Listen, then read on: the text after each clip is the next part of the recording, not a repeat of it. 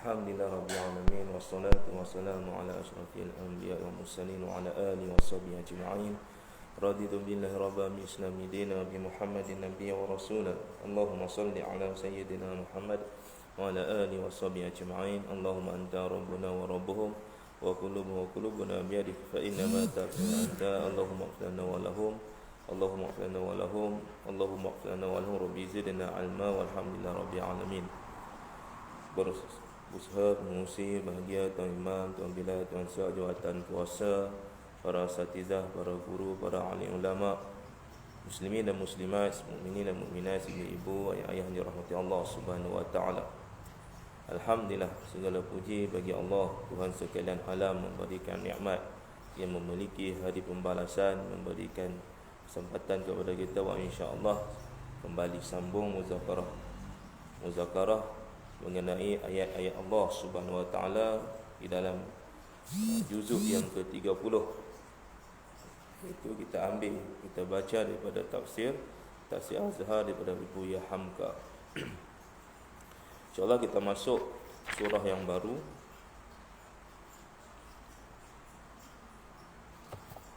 surah At-Takwir, ya.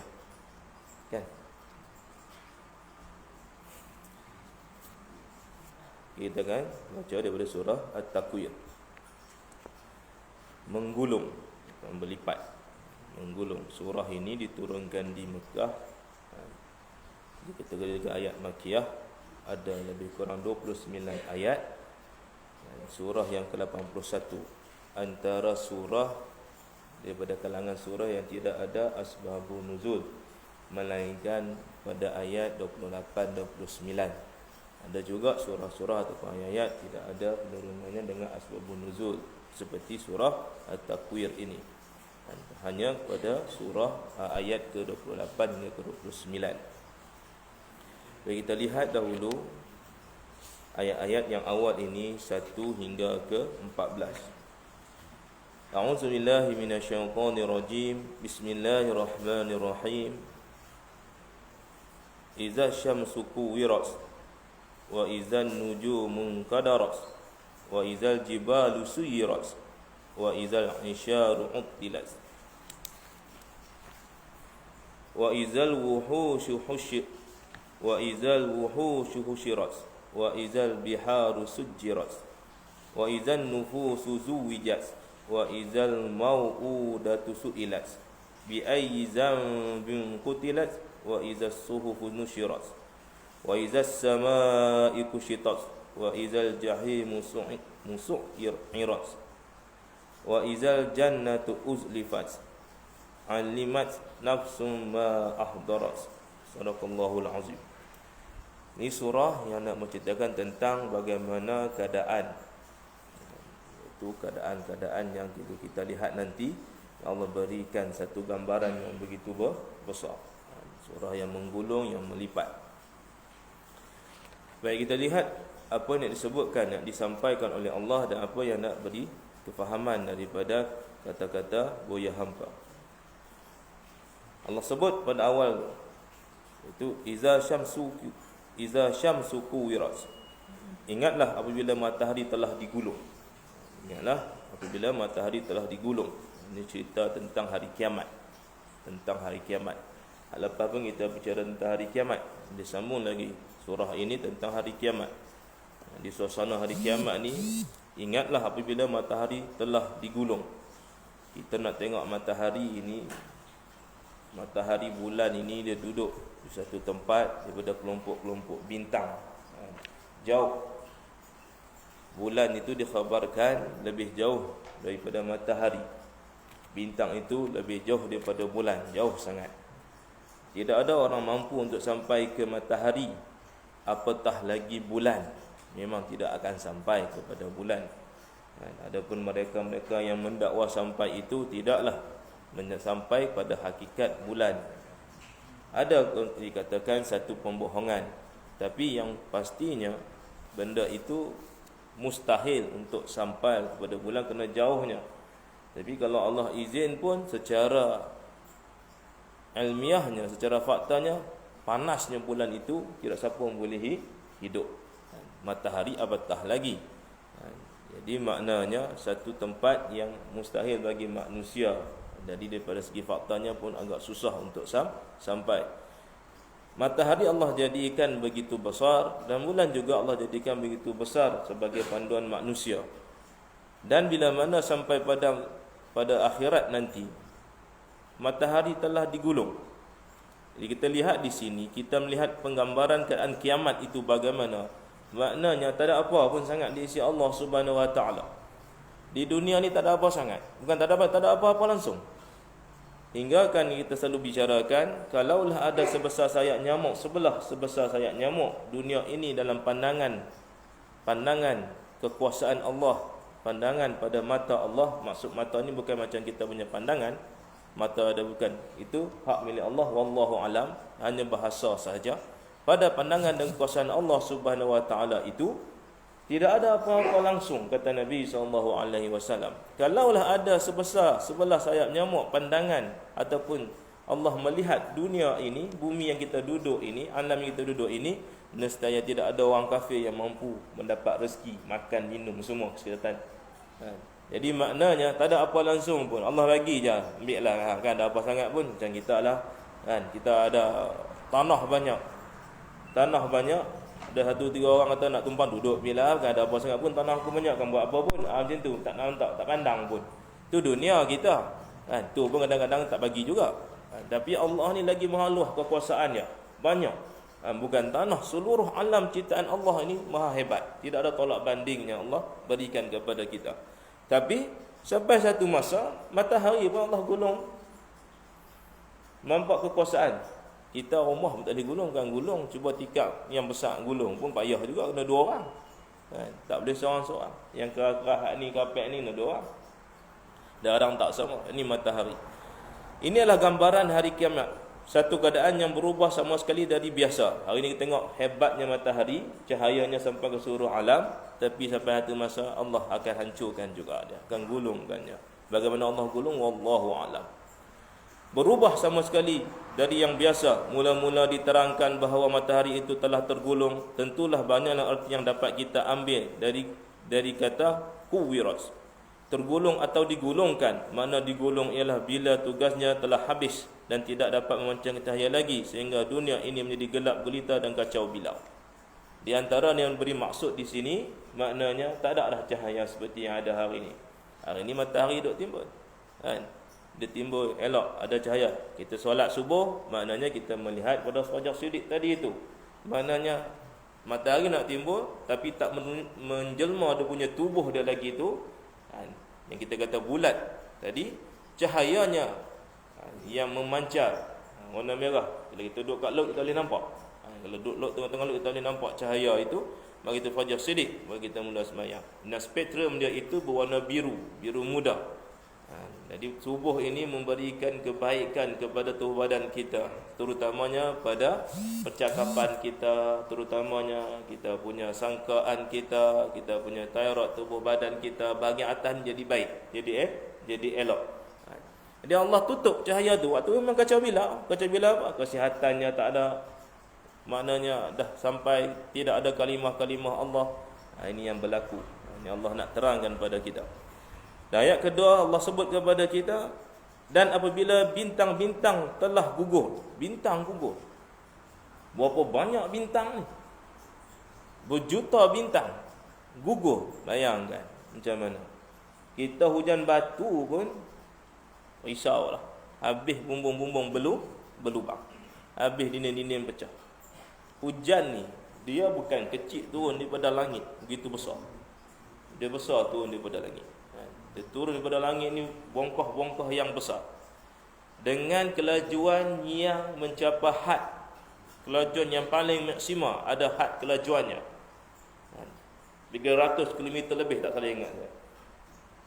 Bergeser dengan angin, bergeser dengan yang ada di kawasan kita, karbon apa semua ini. Maka dia geseran itu menghancurkan hingga jadi tisisan-tisisan yang kecil. Baru kita kena terima yang kecil-kecil ni. Itu pun kalau naik motor pedih tangan-tangan. Tapi kalau tak capai had geseran itu, maka berlakulah hujan batu. Hujan batu itu yang kedung-kedung jatuh betul-betul sebab asalnya besar, penguapan ya. Wa iza sama iza sama izati raj, Allah turunkan naik penguapan tadi itu ke awan, jadi awan dalam tiga lapis awan yang besar, di dalamnya ada 27 lapis dan dikembalikan raj kepada kita balik.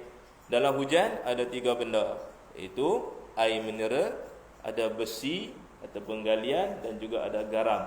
Itu yang Allah berikan kepada kita.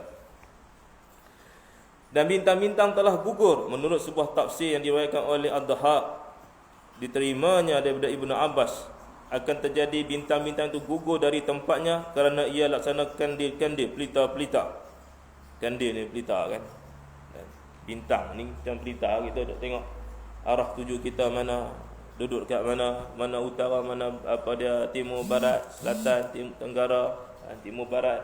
Dia kita tengok di situ kiblatnya mana. Jadi dilihat di situ. Kandil-kandil pelita yang tergantung di antara langit dan bumi.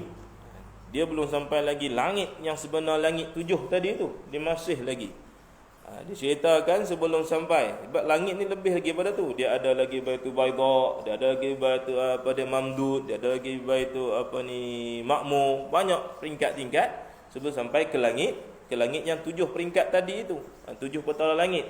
Di bawah tu banyak lagi langit-langit dunia yang lain. Sebelum tu baru sampai dekat langit. Jadi kita ada langit yang pertama, langit awan tadi ini yang kita lihat, iaitu raj, awan yang 27 lapis yang diberikan 3. Lepas tu kita ada apa ni hubuk, galaksi-galaksi. Lepas tu barulah bintang-bintang. Baru sampai langit yang pertama, bukan langit pertama, langit dunia yang ada 3-4 lapis lagi yang Nabi duduk lalu. Barulah sampai kepada langit yang 7 yang Nabi Adam duduk, Nabi Ibrahim duduk, Nabi Musa duduk, Nabi Isa duduk tadi itu. Baik. Jadi tergantung di langit dan bumi. Itu tergantung antara langit dan bumi. Itu pada bintang diberi rantai dari nur cahaya, daripada rantai. Wallahu alam. Ini dia ceritakan bagaimana. Mana bintang-bintang ni digantung daripada nur cahaya, dan rantai cahaya itu terpegang di lengan malaikat-malaikat yang terjadi dari nur pula. Kata riwayat, bila tiupan serunai sangkakala yang pertama, telah kedengaran matilah segala yang bernyawa, baik di bumi dan dia semua di langit. Dan malaikat-malaikat itu pun turut mati sehingga terlepasnya rantai dari tangannya. Maka bintang-bintang itu tidak terkendali lagi sehinggalah terpelantingnya dia ke mana sahaja. Jadi diceritakan daripada Ibnu Abbas, bintang-bintang ini dipegang malaikat. Dan kita duk fikir macam kita duk pegang. Cuma kita boleh faham bahasa Allahu alam. Itu atas kekuasaan Allah. Nak melihat kepada kekuasaan, kehebatan ciptaan Allah. Tak pegang pun tak apa, tapi nak ceritakan. Imam Ad-Dhahhak sebut dia dipegang macam kandil. Kandil ni ada tali tu, lepas tu ada apa inilah dia punya tempat pelita tadi tu. Jadi dipegang malaikat dan dia bercahaya. Itu maknanya bintang ni bercahaya. Jadi bila mana ditiup sangkakala yang pertama ataupun tiupan yang pertama ini mematikan orang-orang, semua makhluk, terutamanya orang Islam, sama ada di bumi dan di langit, semua mati. Ini ketika kiamat nak berlaku. Yang beriman tidak akan melihat apa itu kiamat. Allah matikan awal. Yang lihat hanya orang kafir saja. Ini surah ni nak lihat pada orang kafir nanti. Dia mempertikaikan tadi. Jadi mana bila dah mati, mana tak ada siapa pegang. Bila tak ada siapa pegang, maka berjatuhanlah bintang-bintang di langit. Itu dimaksudkan tadi sini. Ada apabila bintang-bintang itu telah gugur. Ini yang Allah sebut. Jadi ditaksirkan maknanya ada malaikat memegang bintang-bintang itu dengan menggunakan rantai-rantai nur. Bukan rantai macam kita ni, mana benda nur. Jadi bila benda malaikat-malaikat yang beriman kepada Allah, malaikat tidak ada yang ingkar kepada Allah. Semua malaikat ni beriman kepada Allah Subhanahu Wa Taala. Patuh. Tidak ada perempuan, tidak ada lelaki, tidak makan, tidak minum, tidak berkahwin, tidak ada anak. Itu malaikat. Tidak ada apa dia ni suasana kehidupan macam kita, tidak. Dia dengan caranya sendiri, taat. Dia patuh kepada Allah sejak dia diciptakan. Inilah kehebatan malaikat. Dia dijatuh. Jadi Allah sebut kepada kita ini kejatuhan, wa izan nujumun qadarat. Jatuh bertebaran di atas alam ini, atas muka bumi. Itu maknanya berlakunya. Menurut Ibnu Katsir tadi, itulah keadaan yang berlaku. Kata riwayat, bila tiupan serunai seorang kalian utama ni semua mati, jatuh rantai di tangannya, maka bintang-bintang itu tidak dikendali sehingga terpelantingnya di atas ke mana sahaja. Cerita yang demikian sepintas lalu tentu ditolak oleh orang yang tidak percaya kepada yang gaib. Kalau kita duk fikir orang-orang yang tidak percaya pada alam gaib ini atau perkara gaib, sedangkan Nabi menceritakan perkara-perkara gaib, apa buktinya? Bukan kita tahu pun perkara gaib yang ada kat langit, tapi bila Isra Mi'raj Nabi turun, Nabi ceritakan. Bila Nabi ceritakan, siapa boleh nampak kan? Nampak suasana syurga, suasana neraka, boleh nampak kan kita? Kalau kita yang tidak beriman, ini dikatakan perkara sam'iyat. Beriman dengan perkara sam'iyat, beriman dengan perkara gaib. Kita boleh dengar saja tapi tak nampak, tapi kita wajib beriman. Syurga neraka kita tak nampak, tapi kita wajib beriman. Jadi kalau orang yang tak percaya dengan perkara-perkara ini yang kita takut. Alif lam mim zalikal kitabul la raiba fih hudal lil muttaqin allazina yu'minuna bil ghaib, yang beriman dengan perkara-perkara gaib. Allazina yu'minuna bil ghaibi wa yuqimuna as-salata wa mimma razaqnahum yunfiqun. Perkara yang kita kata ya atau tidak, tetapi inilah yang Allah berikan gambaran yang ditafsirkan para ulama, terutamanya orang yang pakar dalam bab tafsir, iaitu sahabat Nabi SAW Ibnu Abbas, anak kepada Sayyidina Abbas, Abdullah bin Abbas, yang Nabi doakan Allah faqihu fid din wa alim bi ta'wil. Ini dia ma'alim dalam bab menafsiran, takwil lagi bukan tafsir, mentakwil ayat Al-Quran di sebalik yang kita tidak memahami ayat-ayat itu. Kita faham secara kasar saja zahir, tapi Ibnu Abbas melebihi, melangkaui daripada apa yang kita faham. Itu cerita yang demikian. Kalau orang tidak beriman dengan perkara gaib, dia kata mana mungkin kan? Ini kekuasaan Allah Subhanahu wa taala. Tetapi bila disesuaikan dengan penyelidikan ilmu alam yang sejati, dapatlah kita memahamkan, dipandang dari segi daya tarik menarik yang mengatur hubungan alam sehingga timbul keseimbangan. Bila telah goyah yang satu, nasib goyahlah lain pula, maka kekacaulah perjalanan bintang-bintang. Kita ni ada rumah kita ada tiang, dekat tiang ada dinding, dekat dinding ini dia ada besi konkrit kat bawah dia, ada tapak gajah, bersambung pula dengan alang, bersambung pula dengan bumbung, sambung pula dengan siling. Tapi cuba bergoyah saja tapak gajah tu, apa berlaku? Gempa bumi rujufah berlaku, maka tapak gajah kah macam mana sekalipun bergegar. Kondominium yang paling hebat sekalipun roboh pun runtuh. Hebat dah tu, kuat tapak gajah, bukan kecil dekat kita ni berapa sangat je. 3 kaki, 4 kaki. Nu berapa besar kaki dia punya bawah tapak gajah ada. Railing dah saja jauh ke dalam. Tapi bila bergegar, bukan tapak gajah rosak, dengan dinding-dinding pecah, dengan habis semua tiang-tiang siling-siling pecah, bumbung-bumbung dengan alang apa semua sekali, dengan besi-besi konkrit, akhirnya ranap jatuh ke bawah. Ini saling kait mengait. Bila mana matinya makhluk Allah yang beriman ketika tiupan sangkakala yang pertama, habis semua mati, maka tidak ada lagi dah. Sebab itu tubuh badan kita pun mati. Diriwayatkan, diceritakan bahawa tubuh badan kita ini setiap sendi ada malaikat yang jaga. Kadang kita tak mampu, hingga kalau kita sakit, mana malaikat itu telah lari daripada tempat yang dia jaga. Ini Allah berikan. Ini adalah kekuasaan Allah SWT. Sebab malaikat ini terlampau banyak. Bukan kita ada malaikat katibin saja yang duk menulis raqib wa atid. Dia ada lagi malaikat-malaikat lain yang dalam tubuh badan kita ni Allah jadikan. Mata kita melihat, dengan adanya malaikat Allah berikan kepada kita untuk menjaga penglihatan kita, pendengaran kita. Ini kekuasaan Allah Subhanahu wa taala. Maka habis. Begitulah bila matinya malaikat yang kita boleh katakan yang menjaga bintang-bintang ini, maka habislah, jatuhlah bertebaran yang Allah sebut apabila bintang-bintang telah gugur. Ini ayat yang kedua daripada surah At-Takwir. Ayat yang ketiga nak cerita pada kita, dan bila gunung ganang telah dihapuskan.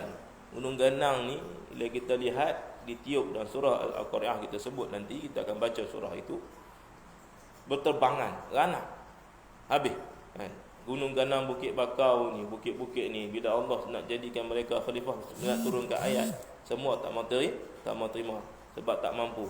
Tapi manusia menerimanya. Ini kita. Allah berikan kelebihan, Allah berikan satu tanggungjawab yang besar kepada kita.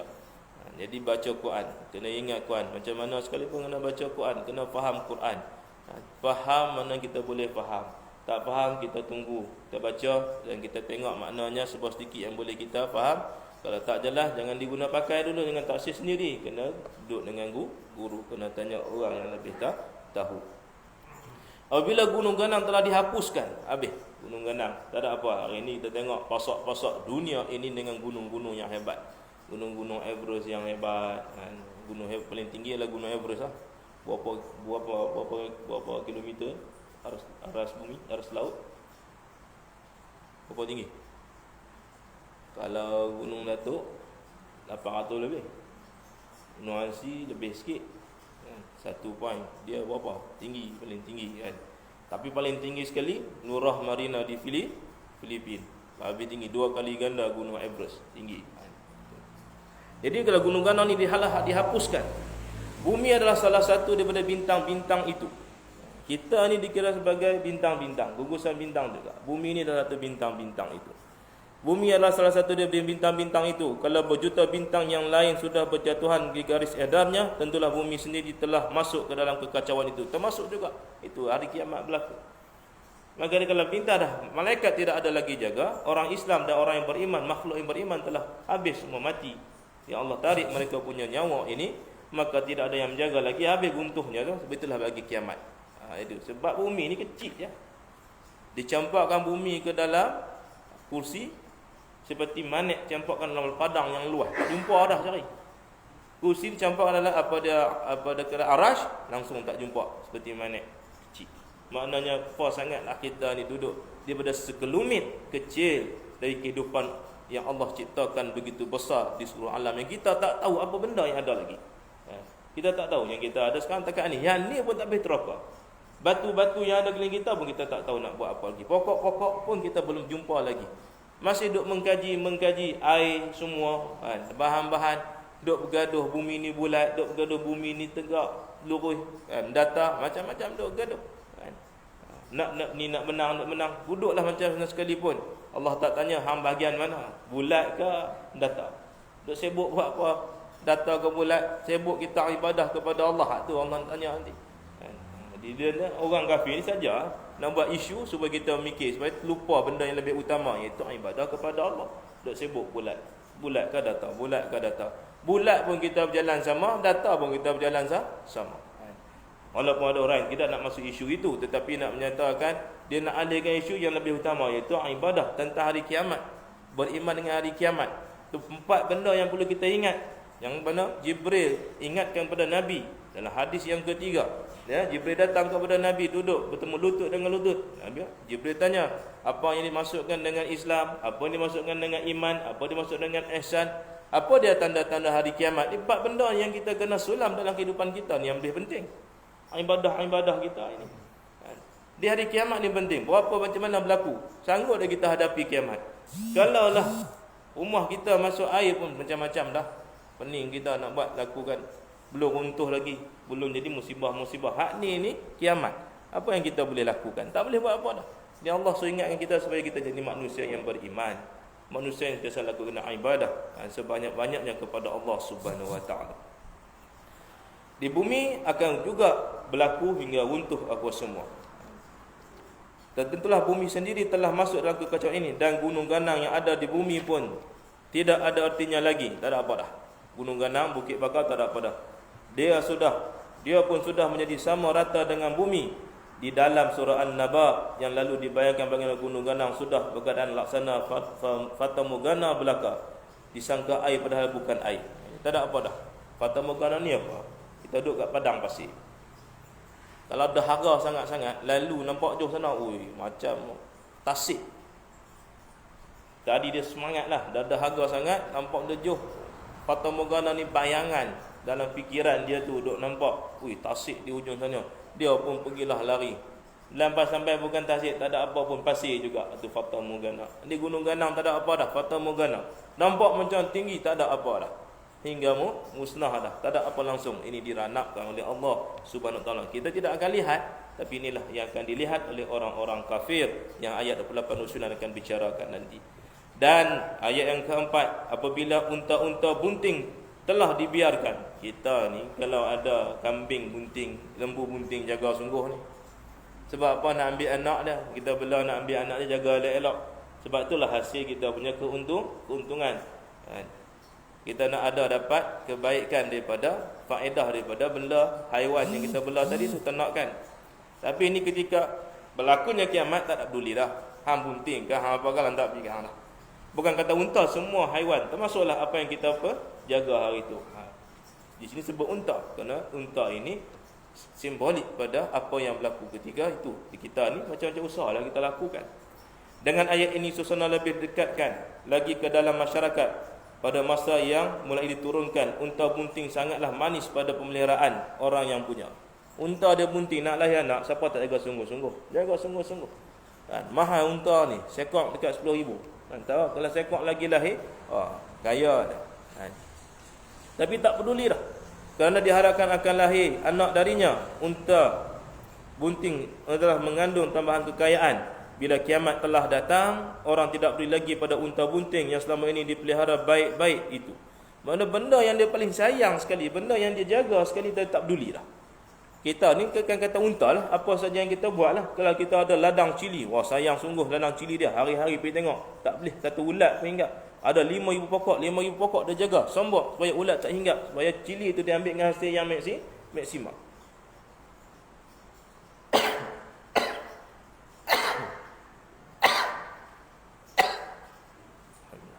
Jadi kita jaga sungguh-sungguh nak ambil hasil. Elok-elok, buh baja keliling apa semua. Tapi waktu kiamat datang, tak sempat dah. Walaupun waktu tu penuh dengan cili, elok semua tumbuh pokok, tapi dia tak peduli dah. Kenapa? Langit dah runtuh, bumi dah bergegar, gunung ganang dah ranak, hancur, berterbangan, tidak ada yang peduli lagi. Jadi kita minta Allah jangan pertemukan kita dengan perkara ini.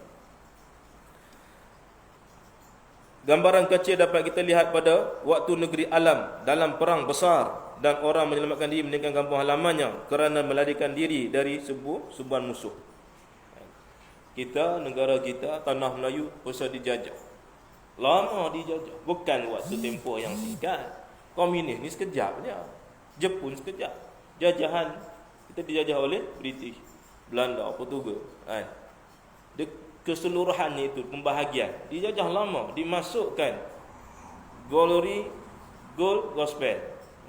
Maknanya dimasukkan, dia nak ambil harta kekayaan kita, dia nak mempengaruhi kita ni supaya ikut cara dia, dan dia nak murtadkan orang-orang Islam yang ada di tanah Nusantara. Satu kekayaan yang tidak ada tolak bandingnya. Kehebatan kita semua lengkap. Kita boleh bahasa apa saja, fasih. Bolehlah bahasa apa kita belajar ke Rusia, fasih bahasa Rusia. Permulaan je, mula-mula payah, mula semua payah. Tapi kita fasih.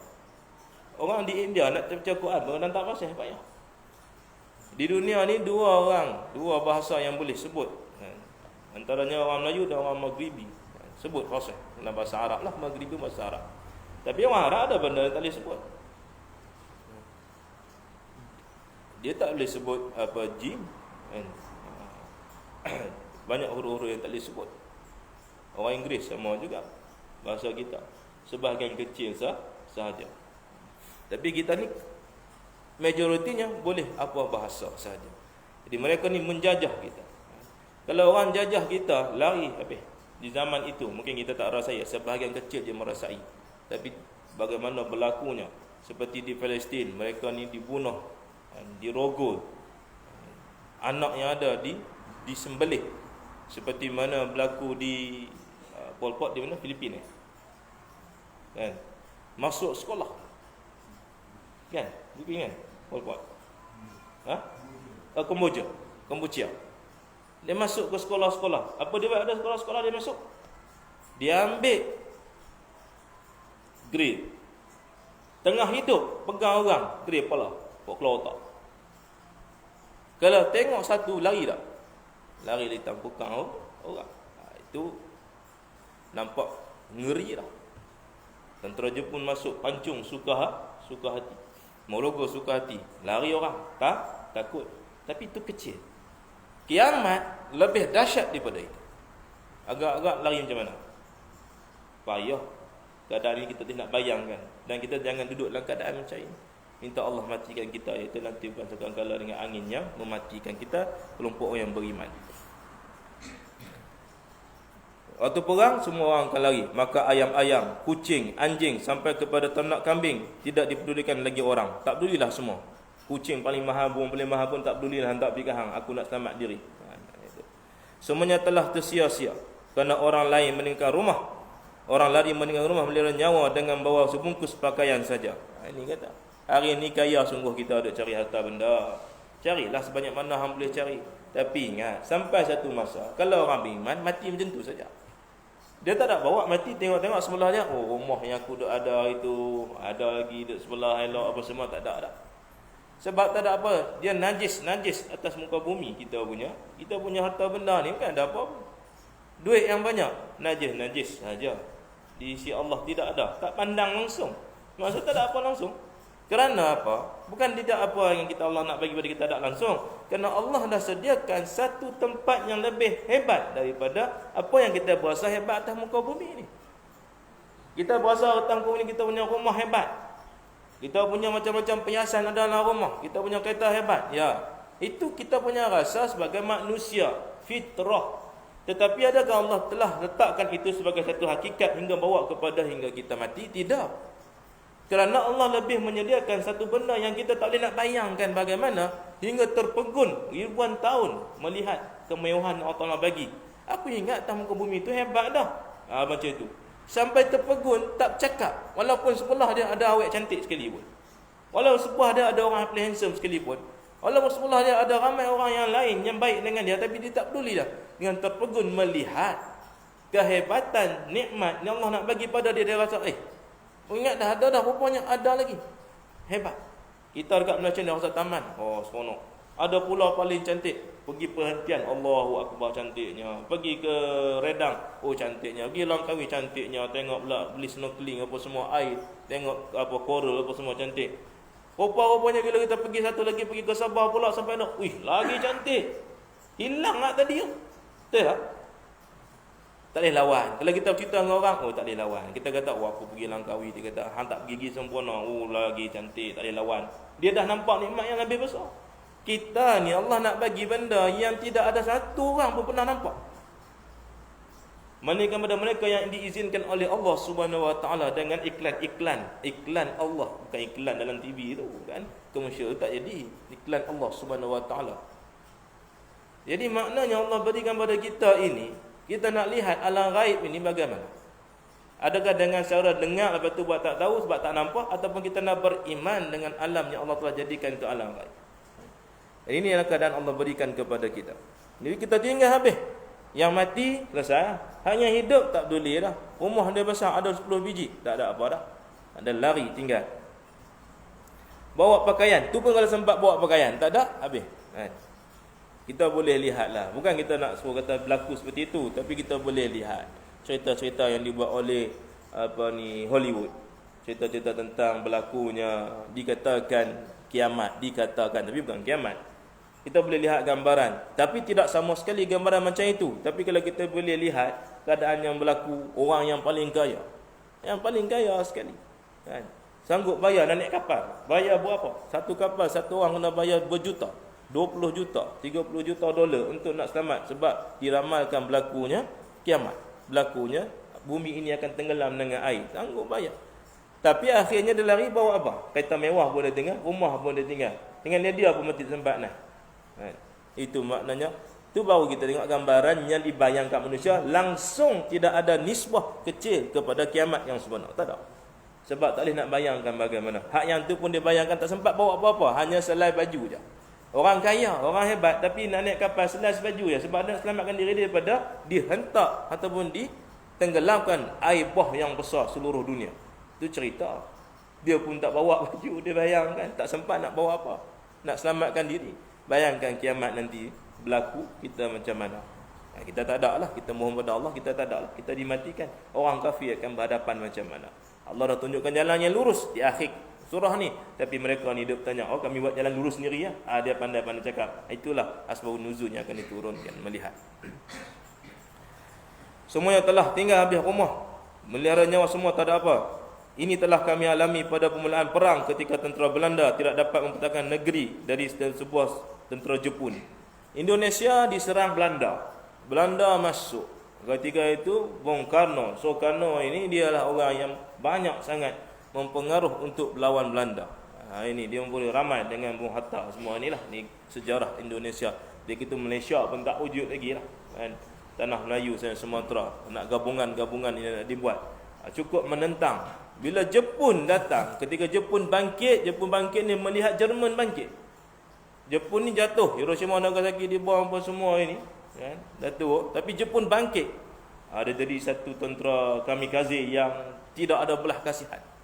Dia menggunakan buruh-buruh paksa buat apa dia rel kereta api apa semua, banyaklah sejarah. Belanda tak boleh nak tahan, padahal Jepun ni orang cik lah nak banding dengan Belanda, kehebatan Belanda, tapi tak boleh nak buat apa. Dia bawa gontor, dia bawa samurai dan senjata lain lah kan. Basikal tu kecil je, kita ni duduk bangga Jepun naik masuk basikal tu kecil sebagian tentera, hak masuk yang lain-lain tu tak kira lagi kan. Dia tawan lama juga. Itu duduk di bumi Indonesia. Ini disebutkan kerana Buya Hamka orang Indonesia. Memang tak boleh buat apa ketika itu. Hingga berlaku bagaimana Bung Karno, Soekarno ni buat macam-macam benda untuk menyelamatkan, untuk naikkan rakyat mencari kemerdekaan di tanah air dia Indonesia. Sebab itu dia nak masukkan sekali Malaysia, masukkan lagi Sabah, Sarawak, Brunei dan Singapura. Tapi kita keluar. Ini berlakunya pula peperangan antara dua jiran sampai hari ini tak bersudahan, walaupun ada kan, itu Indonesia dan juga Malaysia. Tapi yang paling besar ni dah jadi pendamaian, tapi ada lagi kan, yang hingga keluar satu istilah, satu tema, satu apa dia kata-kata karamat daripada Soekarno, ganyang Malaysia, hancurkan Malaysia. Itu ketika itu amat betul-betul darurat. Itu kita lari sebelah Sabah, Sarawak, jatuh ke Johor, mereka ni sentiasa hingga berlakulah pendamaian. Alhamdulillah 50 tahun juga kan. Sekarang ini masih lagi ada dia punya suasana tu, tapi tidaklah sehebat ketika awal-awal dahulu. Jadi masuk Belanda mempertahankan negeri dari serbuan tentera Jepun pada tahun 1942. Lari tak bukan habis semua orang. Jepun masuk dalam kata macam mana kita nak buat ni, anak-anak kita apa semua ini telah dirogoh, ditangkap oleh Turki. Mereka ni sekarang dah buat. Duk tayang supaya nak menceritakan tentang kebangkitan Turki, Islam Turki. Dia dia memberikan kefahaman pada rakyatnya tentang sejarah melalui filem. Sebab orang Turki ni dia masih lagi berpegang dengan Kemal Atatürk. Siapakah bapa kemodenan yang membangunkan Turki? Rata-rata yang ada di sekolah, maka anak-anak akan sebut apa? Kemal Atatürk. Kemal Atatürk. Oh kan aku. Jadi rosak kelahiran berlaku semuanya. Jadi mereka sekarang ini tengah menayangkan filem mengenai ayah kepada Sultan Abdul Hamid kedua, Sultan Osmania Turki, nak terangkan pada rakyat dan kita pun kena juga buat ceritakan tentang banyak perjuangan yang berlaku di tanah Nusantara ini, Peta Sunda ini. Begitu hebat. Doktor hingga Malaysia bagi dia doktor. Dia terima gelaran doktor. Jadi di situ dikata Buya Hamka pengkhianat. Dia pengkhianat sedangkan dia adalah segitu mempertahankan tanah air. Dia berasa, dia tengok pisau belit yang diletakkan dalam penjara, dia kata aku nak ambil pisau belit, aku nak kelah hingga aku mati. Geram sangat orang sebut dia pengkhianat. Dia tulis dalam tasawuf moden. Ini antaranya. Ketika dia tulis tafsir ini dalam penjara, dia melihat suasana. Bila kemas-kemas sikit, saya sampai masa saya nak kemas kubur dia, cari tak jumpa lah tu, tapi ada dekat situ kan. Dia banyak lagi lah. Di sini pun banyak sejarahnya kan. Parlimen Hitamnya, Raja Busunya, apa semualah kan, yang perlu dirungkai banyak kan. Berpengetahuan tentang kehidupan hutan luas seperti beruang, harimau, kijang, rusa. Ni kita duduk buru. Seladang kahwin dengan lembu di Selembu. Ada lagi sekarang duduk belah kan. Jarang orang dengar dah nama Selembu. Dulu seladang ni dikahwin dengan lembu kan. Ada orang buat, tapi sekarang ni kurang dah, tak nampak dah kan. Selembu, seladang, zirafah. Zirafah. Biasa makan zirafah. Zirafah boleh makan, tapi tak tahu nak sembelih mana, tengkok panjang sangat. Kalau apa dia kebau dengan lembu boleh tahan cerita, letak 4 jari kat situ. Ini nak 4 jari ikut mana? Panjang sangat ni unta. Apa dia zirafah? Adakah macam unta? Unta panjang juga, tapi dia tak sembelih macam kita, dia tusuk. Ada tak tusuk ke apa kan? Tapi kita tak pernah makan lah. Kuda belang, makan kuda belang kan. Kambing gurun. Kambing gurun ni biasalah. Orang nak makan kambing gurun ni. Di Negeri Sembilan banyak. Negeri Sembilan banyak. Orang hutan jangan makan. Orang buat sihir. Orang hutan dia orang buat sihir. Iaitu mati beragan. Orang hutan ataupun kera mati beragan. Dia mati merana ditinggalkan bini dia. Ataupun laki apa dia bini tinggal. Dia beragan mati itu keadaan tu, sangkut kat pokok. Mati kat situ lah. Ada kerah tu, itulah sihir paling kuat sekali yang digunakan oleh ahli sihir membuat santau. Harga seekor 20,000. Pilah cari. 20,000 ahli sihir akan bayar. Bocor rahsia. Ini kita tanya ahli sihir ni. Yang paling dahsyat tu mati beragan, orang hutan kata. Ni kalau bagi pada nak putuskan suami isteri memang mujarab bagi sihir. Santau. Yang kedua, babi punya kutu. Babi tu dia ada kutu, nak kata kutu tak kutu pak tahu. Besar tu. Kita habis, tak ada dah ubat selama-lamanya. Itu atas dasar ilmu. Atas izin Allah tidak mustahil. Maksud ni beza itu. Atas Allah tidak mustahil. Tapi atas ilmu sihir, sebab saya sebelum mengaji sihir, sebelum mengaji ubat sihir, saya mengaji sihir tu. Bagaimana buat sihir. Letak je sekok kena. Tak ada ubat selama-lamanya. Tak kena kat tangan ni berubah sampai kita kena potong. Boleh. Itulah dikatakan sebahagiannya kencing. Payah dah nak ubat. Tapi boleh tak ubat? Di sisi Allah tidak mustahil. Ada ubat. Allah kata ada ubat. Tapi di sisi sihir, kena faham maksud saya tu. Boleh faham ni? Di sisi sihir, tidak ada ubat. Dan banyak orang kena tu memang tak kena ubat lah. Contohnya kencing manis. Itu memang antaranya. Jadi kita tanya doktor apa semua tu memang kalau doktor yang mengaji dalam Islam dia kata itulah dia. Tapi dia takkan nak sebut. Kalau sebut itu sihir dia kena potong lah. Tak ada dah tarik dia punya tauliah. Itu. Jadi disebutlah kencing manis atas ilmu sains perubatan. Atas sains kita itulah hakikat yang sebenar. Termasuk juga batuk kering. Batuk kering kita panggil apa? TB. Itu. Kita tanya doktor 99% TB ni sebenarnya adalah santau. 99% santau. Cuma dia tak boleh nak buat orang. Dah kita masuk dunia ni diwartakan dalam sains perubatan, siapa pun tak boleh nak kacau dah. Sebab dia ada warta dah suruh dunia, WHO. Dia tak boleh nak buat apa. World Health Organization. Dia tak boleh buat apa dah, dia diwartakan.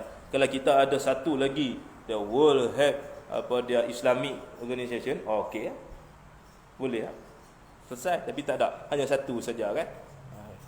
Itu kena faham bagaimana diwartakan. Dia tak boleh buat apa. Jadi dia kena sebut bahagian santau. Tapi hakikat kita tanya, gitulah keadaannya. Jadi ulat tu kalau kena, memang tak boleh buat apa dah. Dia kata ketu kudu babi. Hak kecil-kecil ni biasa. Apa dia lampunya miang pun semua tu biasa tu kan. Keris kita Melayu ada santau kita, iaitu miang perak, miang emas yang diletakkan. Banyak pula binatang ni kata pula. Miang tu yang tak dikeris. Ini yang bila mana ditikam, maka orang yang ditikam tu akan merana dan mati. Miang tu maksudnya bukan dijampi serapah, tidak, diletakkan. Kalau miang yang sihir, dia guna jampi serapah. Dari hulu ke mudik-mudik ke tengah, aku bicarakan denganmu yang tiada nampak pada nampak, bangkitlah engkau. Hafallah lagi punya. Itu maknanya sebahagian. Jadi binatang ni dikumpulkan. Seladang terdapat kami gurung orang hutan dan lain-lain bahawa binatang itu sangatlah tajam perasaannya, intinusim. Sebab tu kalau tengok haiwan, kalau kita duduk dalam hutan tiba-tiba burung berterbangan, cepat-cepat kita lari. Arah burung yang nak terbang. Jangan tepi ke depan lagi. Kita takut. Mungkin yang pertama ada api terbakar. Yang kedua ada tentera komunis ataupun panggil apa, gerila yang duduk di jalan. Tu antaranya ni ada. Jadi tengok burung. Tengok pula lumut. Tu. Jadi kalau di laut kita tengok, tiba-tiba ikan lumba-lumba banyak ni. Ni maknanya kita kena cepat-cepat lari balik lah. Jangan duduk lagi. Ingin kita lagi hanyut ni. Walaupun kita punya kapal tu hebat macam Titanic. Titanic kan berasa hebat lah kali. Ke hari pertama dia berlayar, dia isytiharkan tidak ada kapal sehebat kapal Titanic yang pernah dicipta di alam ini, di dunia ni. Tak pernah. Inilah kapal paling hebat ketika tu. Hari pertama berlayar, bam, langgar iceberg. Situ juga terbelah kedua, mati semua habis karam. Hari pertama. Tak ada. Kuat mana? Ambil kapal kita lagi, bendam berahi lagi kuat. Tak ancok. Itu. Baik. Jadi binatang ni sen dia itu kuat. Dia perasaan dia panca indera ketujuh. Panca ketujuh dia kuat, jadi dia kumpul semua, berlari satu, pergi semua sekali. Maknanya ada gempa, ada kiamat akan berlaku. Itu intuisi dia tu. Bila akan terjadi tanah longsor, mana dia akan lari. Atau hujan besar yang akan bawa banjir, dia cepat-cepatlah lari. Sebab tu orang tua tengok binatang dia katak keluar, tupai berlari apa semua, dia tahu dah. Okey, cepat-cepat kita pergi naik atas bukit. Okey, cepat-cepat kita duduk tempat rendah. Dia tahu semua tu. Binatang-binatang ini sudah mengerti dengan sendirinya meskipun manusia belum mengetahui apa yang akan terjadi. Ini kita boleh sabit dengan bahtera Nabi Nuh, bagaimana haiwan tu dia datang. Antaranya mukjizat Nabi, dan keduanya sains. Haiwan tu dah tahu dah banjir nak berlaku. Boleh naik atas kapal, dia akan pergi tempat. Antaranya kalau segi sains lah, di sisi Allah tak perlu pun semua benda tu, tapi nak bagi sains kita hari ini nak bagi faham orang. Mereka terlebih dahulu akan lari berduyun-duyun, berhuyung hayang menjadi tempat yang merasa lebih aman. Tu ayam nak telok, dia pergi cari tempat yang aman. Kadang-kadang kita sedang rupanya atas mari kain kita tu. Betul tak? Sebab situ paling aman sekali, tak ada siapa nak kacau. Mana kita ada pergi jongok ke atas tengok. Hari-hari tak ada. Setahun sekali tengok baru nak pergi cari. Dia duduk situ tak ada orang kacau. Ayam pun cari tempat selamat. Ni sense dia tu besar. Meskipun singa begitu ganas terhadap rusa, harimau ganas terhadap kambing gurun, segala buas terhadap binatang lain yang jadi buruannya, namun di saat menghadapi bahaya yang akan menimpa, satu sama lain tidak musuh lagi. Haiwan pun tak musuh. Hari itu ada kancing, tapi bila berlakunya kiamat ni, kawan baik lari sama-sama, jom kita naik kapal. Nak selamatkan. Haiwan pun selamatkan diri, berkawan baik. Bayangkan bagaimana kehebatan dahsyatnya Allah berikan azab ketika kiamat itu berlaku. Wa na'udzubillahi min zalik. Yang buas tidak lagi timbul selera melihat binatang lain yang biasa diburunya. Memang tak selera dah. Takkan selera. Tengah duduk alami benda tu 2-3 kali. Kita dah biasa duduk tengah laut. Mai gelombang tu dah tak ada tempat dah. Tinggal habis semua. Hujan lebat pun tak kira hujan lah. Selebat-lebat hujan. Hujan laut, hujan hutan, hujan di atas muka bumi. Beza. Hujan laut faham macam mana, hujan hutan macam mana. Dia beza. Hujan laut ni. Kita itu tak peduli. Kapal sebelah pun tak nampak. Apa kita buat? Sahur tak sahur. Ambil barang, potong. Air minum kita tadi nak minum. Nak tengah hari, 2-3 hari duduk dekat tengah laut. Tak tunggu dah. Air itu juga kita potong, buang supaya ringan. Lepas tu kita boleh bayang ketika mana gelombang yang berlaku ketika Nabi Yunus. Kita tak boleh rasa lah macam Nabi Yunus, tapi saya dah rasa bagaimana kita terbuang semua, kena buang semua, tak boleh tunggu dah. Sebab gelombang besar tengah laut ni jangan duk simpan barang, sayang tu tak ada. Jangan ada sayang. Ni kalau kiamat berlaku tak tahu macam mana rupa. Bukan tunggu sayang lagi, tak ada dah. Ini. Kalau nak tahu rasa, ni angin besar ni. Biar turun. Johor apa semua duduk rasa tengok kan. Pasal tak nampak, muntah dulu dah patah balik. Maka digambarkan di sini bahawa di saat suasana hebat itu binatang-binatang buas jadi berkumpul, dikumpulkan oleh kedahsyatan hari yang mereka hadapi. Nasib telah menyebabkan mereka berkumpul. Malah menurut satu tafsir dari Ubay bin Ka'ab, binatang buas itu menjadi berkumpul dengan manusia. Bagaimanapun takutnya bertemu dengan manusia selama ini, namun di hari itu mereka mendekati manusia. Hari ini haiwan dia punya sen, dia boleh bau dan nampak kita, dia takkan datang. Saya pemburu, saya duduk atas pokok. Kalau dia tahu kita duduk kat situ, daripada awal pagi pun 6.30 sampai ke tengah hari, sampai dia tak lalu kan. Dia duduk atas bukit, dia bunyikan, dia kata, ada orang, ong. Kata, apilah kita. Hari ni tak boleh buru dah, turun balik. Nak balik tak boleh, put hantar kita seorang-seorang. Tengah bukit yang besar sana itu, kita seorang-seorang tak boleh ada orang. Kalau ada orang, kita akan cakap, hang sana sikit. Bunyi hang sana sikit lah. Haiwan lari lah. Walaupun, hang sana sikit. Lari lah. Itu. Tengah laut pun saya duduk, dalam buru pun saya duduk buat. Jadi, saya boleh cerita benda yang kita dah alami. Memang tak ada. Tapi hari kiamat yang akan berlaku ni, haiwan yang kita dia dengar kita pun semua mari berkumpul duduk sebelah. Singa duduk sebelah. Tak takut dah kita sebab apa? Langit nak runtuh. Tapi bukan kita lah nak menjadi orang-orang kafir. Wallahu alam. Kita sambung ayat ke-6. Tolong catat, nanti lupa lah. Ayat ke-6, dan bila lautan telah menggelegak. Ini kita sebut tadi tu. Dan sebahagian yang disebut ni saya dah merasai dunia punya ni. Saya tak nak masih akhirat tu, tak mahu lah. Wallahu alam. Yang baik tu